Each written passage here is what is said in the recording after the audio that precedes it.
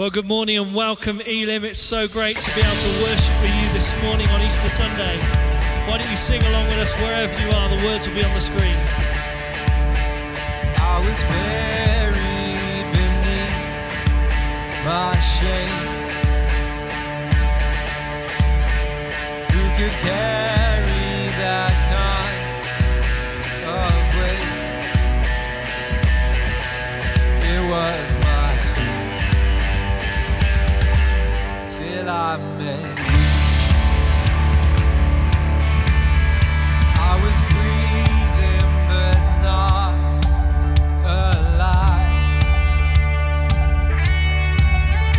All my failures I tried to hide. It was my tomb till I met you. You wrote my name as I ran out of that grave, out of the darkness to your glorious day. You wrote my name as I ran out of that grave, out of the darkness to your glorious day.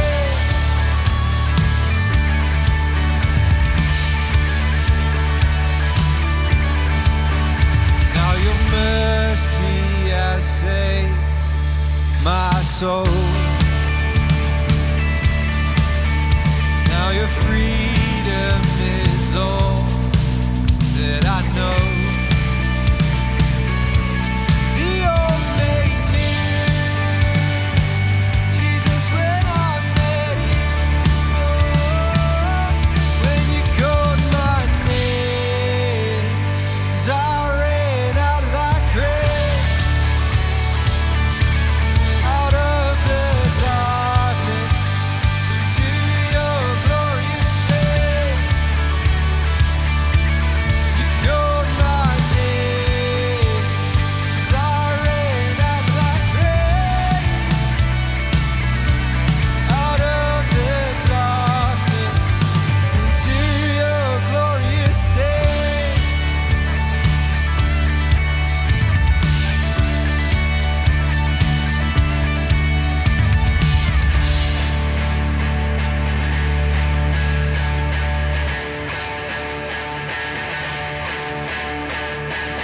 I needed rescue, my sin was heavy. The chains break at the weight of your glory. I needed shelter, I was an orphan. And you called me a citizen of heaven. When I was broken, you were my healing. Now your love is the air that I'm breathing. I have a future, my eyes are open. It's when you called my name. I ran out of that grave, out of the darkness into your glorious day. You called my name as I ran out of that grave, out of the darkness into your glorious day.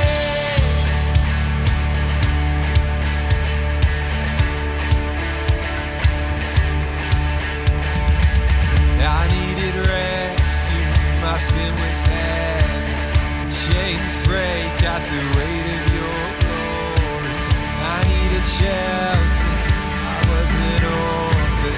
Now you call me a citizen of heaven. When I was broken, you were my healing. Now your love is the air that I'm breathing. I have a future, my eyes are open. 'Cause when you called my name, I ran out of that grave, out of the darkness into your glorious day.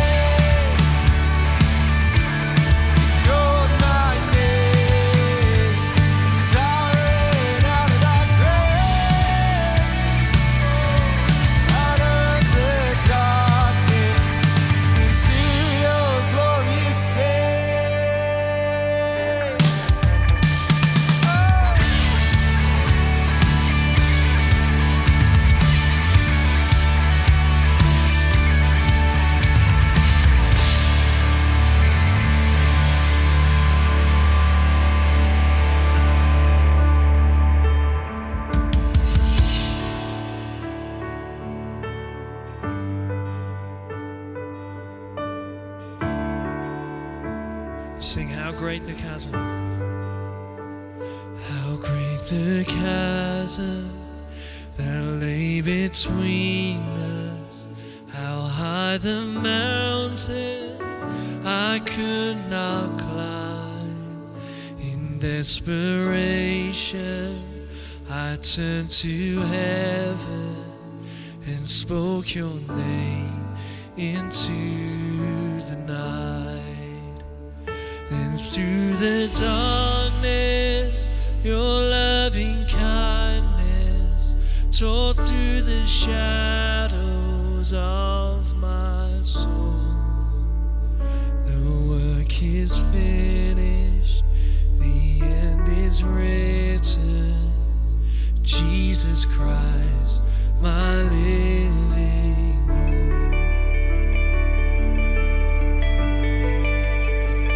Who could imagine so great a mercy?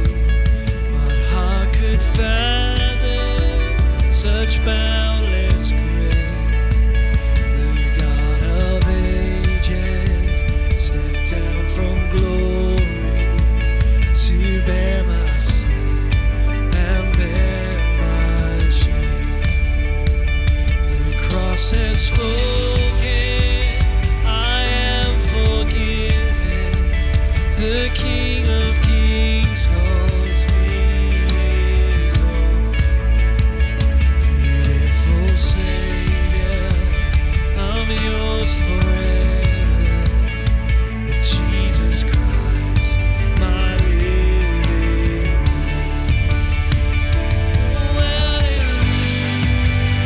Hallelujah, praise the one who set me free. Hallelujah, death has lost its grip on me. You have broken every chain. There's salvation in your name, Jesus Christ, my living hope. Oh, hallelujah, praise the one who set me free. Hallelujah, death has lost its grip on me. You have broken every chain. There's salvation in your name, Jesus Christ, my living hope. Then came the morning that sealed the promise. Your very body began to breathe. Out of the silence, the roaring lion declared the grave has no claim on the morning that sealed the promise. Your very body began to breathe. Out of the silence, the roaring lion declared the grave has no claim on me.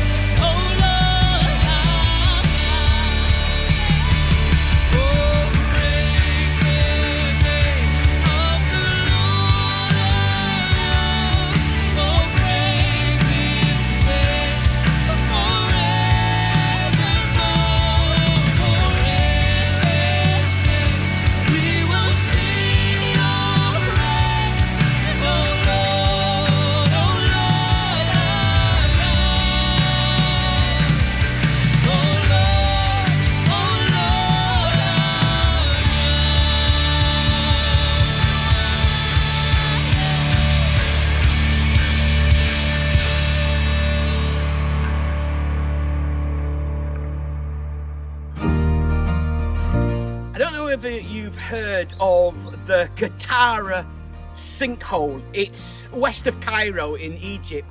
It is massive. For those of you who've never heard of a sinkhole happens when all of a sudden, for no apparent reason, the ground just drops underneath and everything that was supported by that ground just falls right into it. And the Qattara one is the biggest in the world. I mean, it's huge. It's miles and miles wide and long and deep. Google it. That's what you do these days. But sinkholes can be quite small. In fact, I've heard of and seen quite small sinkholes that have just trees have fallen into it. But sometimes whole houses and gardens and streets have just fallen into this sinkhole.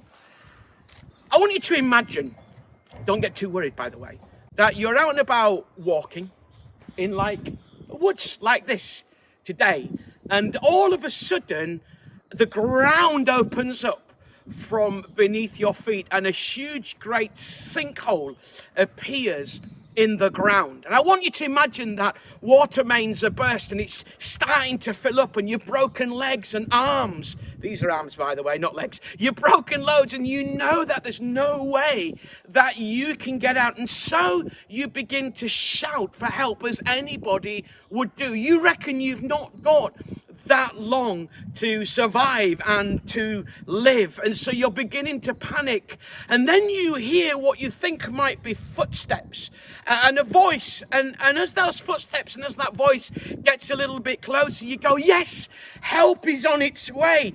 But help suddenly disappears. Hope suddenly disappears when the person looks over and says, are you all right? And you go, well, no, not really. I mean, I've broken my arms and my legs, and look at the water, it's filling up. And the person says, I can see you're in trouble. I can see you're in a whole load of trouble.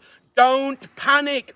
All you need to do is enter into a state of inner peace. Ignore the reality of the pain and the suffering around you. Be at one with yourself and the world, because it doesn't really exist. You just need to get rid of it out of your consciousness. I mean, is that really the kind of help you want? No, it's not, is it? The person walks away, and guess what? You're still in the same predicament. By now you're starting to worry. You realize the water level's filling up even more. You calculate and you haven't got that long to live. And then you hear more footsteps and a voice, somebody whistling maybe, happily going through their day. They come to the top and you shout, help, help. And they say, you all right? And you say, no, my legs and arms are broken and the water's rising. I'm in a right mess. I just don't know how to get myself out. And they said, you're right. I can see you're in a right mess. Let me tell you what you need to do. You need to pull yourself together. You need to do this. You need to do it. You need to drag yourself up. You need to see that ledge. You need to step on that ledge. You need to pull yourself up with that. In fact, you've got to put a whole load of effort. But even then, it's not guaranteed you're going to get out. I mean, is that the kind of help you want? The help that's all down to your effort, observing a whole bunch of instructions that this person says you must fulfill, but even then you might not get out? No, of course it's not. That's not the type of help you want. I mean, what is the type of help? Would the type of help that you want be maybe somebody walking along, looking over the top, hearing your shouts for help, help, and they look over and they say, look, I can see you're in a mess. I can see that you can't get yourself out. I can see the reality of the situation that you are in this sinkhole. And unless somebody comes and rescues you, you are certainly going to die. Don't worry. That person comes down, grabs a conveniently located piece of rope, ties it around a conveniently located tree, comes down, picks you up, gets you out, gets you fully restored, and helps you so that you don't fall into the mess again. Isn't that the type of help you want? Isn't that the perfect, ideal rescue plan? Easter is all about God saying to us as human beings, you're in a mess. There's nothing you can do to get yourself out of it. There's no point ignoring it because it's true. It's the reality. And isn't it an amazing thought that God mounted a rescue plan? Could Jesus be God leaving heaven to come down to rescue us from a situation we cannot get ourselves out of? I want to suggest to you that's exactly what Easter is about. And over the course of these next moments through this Easter Sunday service, we're going to think about Jesus, God's rescue plan for you and for me. Hi, my name's Paul, and today I want to share with you part of my story. 6 years ago, I started to lose my eyesight. Could no longer drive, couldn't do the job I was doing. The specialist didn't know how much eyesight I would lose, and they couldn't offer a cure. Things were not really that great. However, moving forward to today, I have some usable vision, and I rely on my guide dog while I'm out and about to keep me safe. So why am I telling you this? Because there is some really good news. And that really good news for me started just over 20 years ago when I invited Jesus into my life. Since then, God has been with me through the ups and the downs, and especially over the last 6 years. But the really good news is that it's not just for me, because God can do for you what He did for me.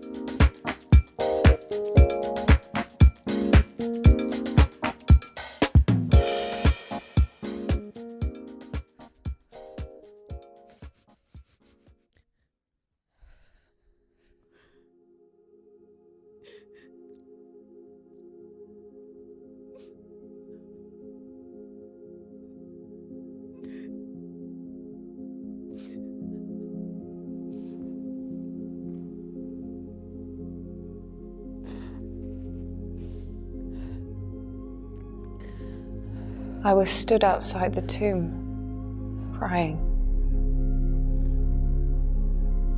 As I wept, I bent over to look inside the tomb.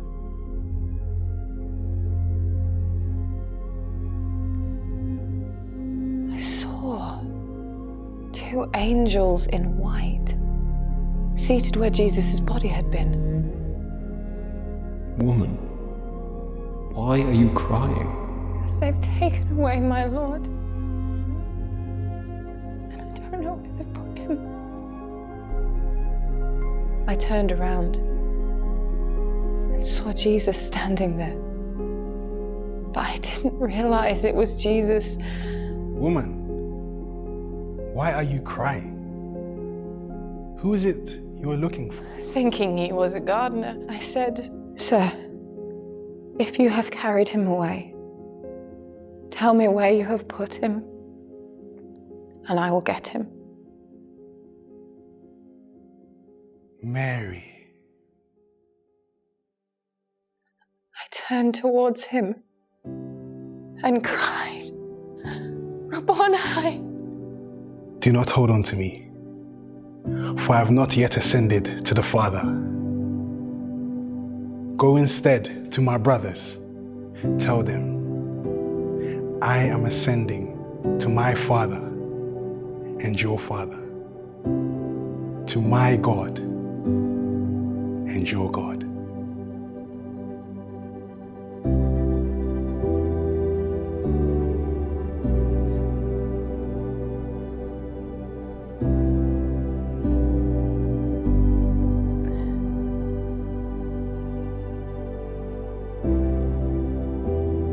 I ran to tell the disciples the news.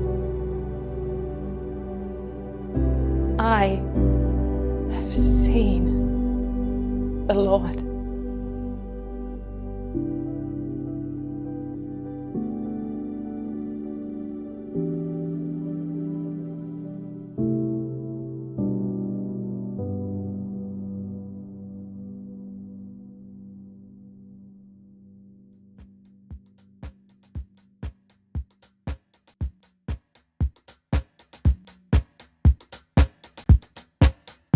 "14 years ago, I hit rock bottom. 3 prison sentences, 2 suicide attempts, 16 years of drug addiction. I needed help. I ended up going to a drug treatment centre that was run by Christians, but it didn't mean anything to me. After a while, I noticed that the staff had something different about them, a love and a joy and a peace in their lives, and I wanted to know how. So I asked them. They told me it was because of their relationship with Jesus. So I started to go to church with them. I started to listen. I started to ask questions. There wasn't a big moment for me, but the more I went, the more I pursued it, the more peace that I felt and the more I accepted myself. I'm 14 years drug-free now. I'm happily married. I've got 4 beautiful children and I love the life that I've got. The good news is that no matter who you are and where you've been today, Jesus can change your life just like he changed mine.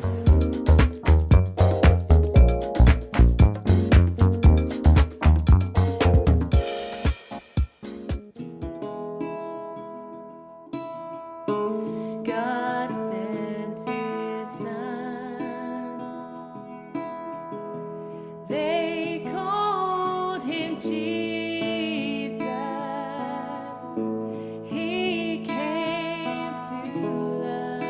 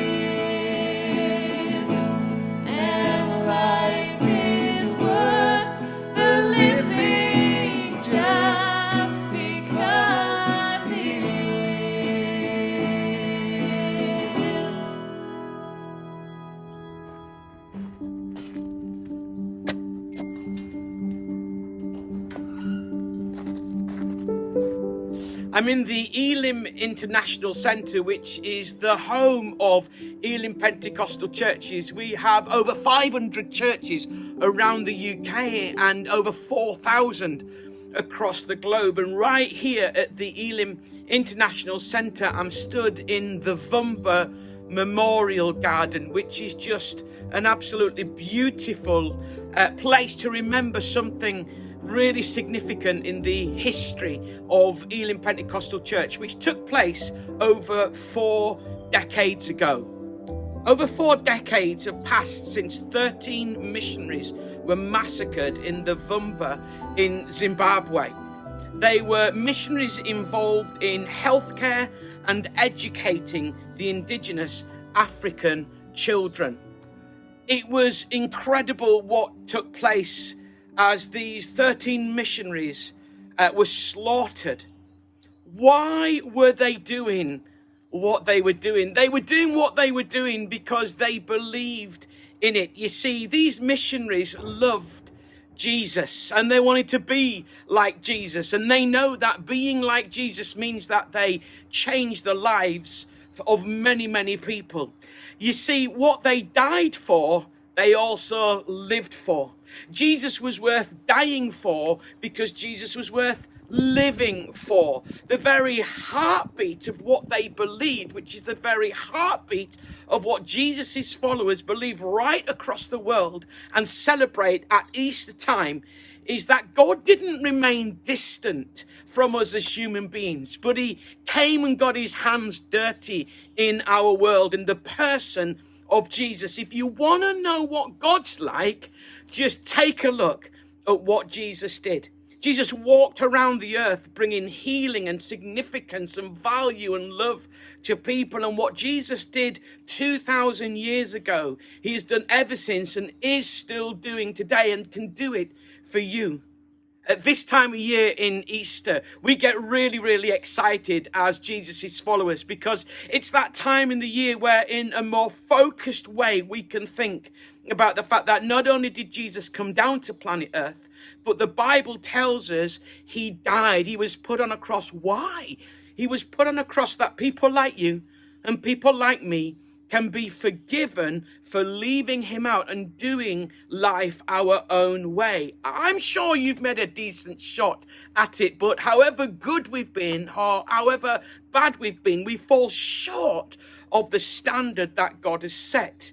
Jesus came so that you and I could be forgiven, so we could have the wrong things in our life removed. So the separation that has developed because we've lived life without him, that can be removed.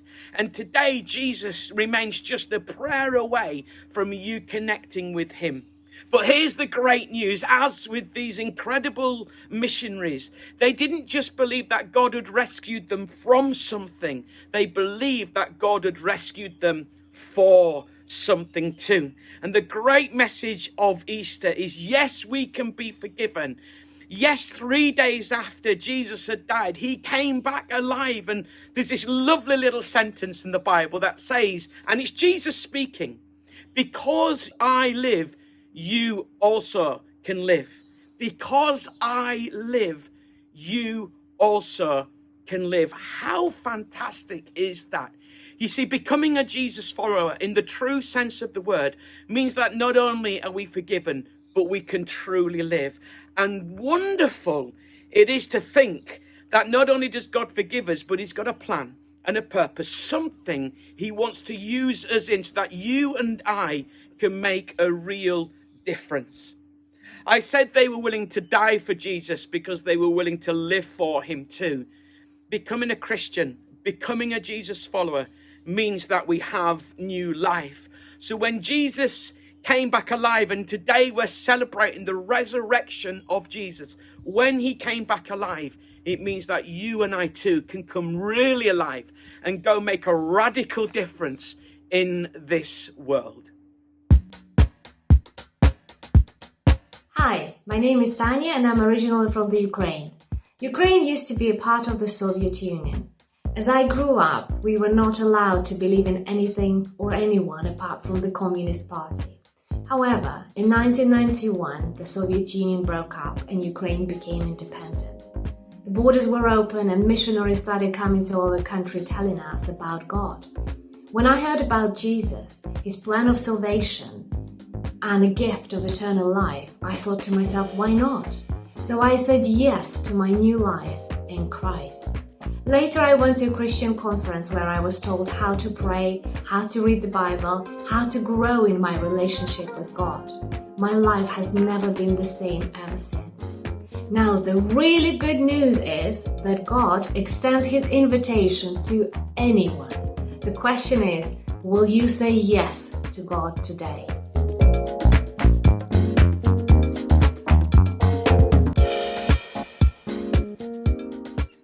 I live in a really nice town called Kenilworth, and just the back end of last year I was going out for a walk, because that's what we're meant to do, isn't it, in COVID? So I was out for my daily walk, and lived in the town about maybe 15 years or something like that. And right at the top of the town, just by a beautiful park called Abbey Fields, we've got one of these lovely cenotaphs type thing in as a memory to those who died in the wars. And as I've lived there about 15 years, I've passed it so many times, seen all the poppies on there.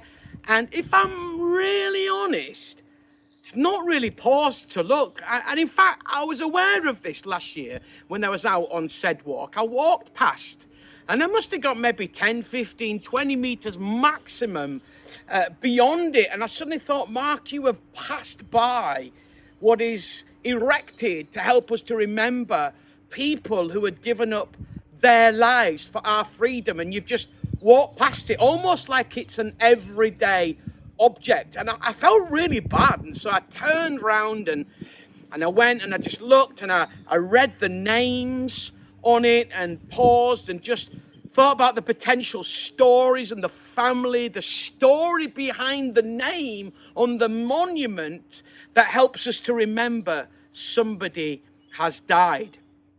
I wonder whether Easter comes around and then goes, and just like I passed that monument, that celebration, that cenotaph, and never paused to think about the names on it, I wonder whether as Easter has come and gone and come and gone and come and gone, maybe you've just walked past Easter, that you've never paused to think about the name that is Easter and what it's really, really all about. Whether you've paused to think about the name of Jesus on the cross, taking the punishment for the wrong of the whole world. I wonder whether you've just walked past, and whether I might just call you back today for a few moments to think about the person that is Jesus, about his life, about some of the things we've thought about through today's Easter Sunday service. You see,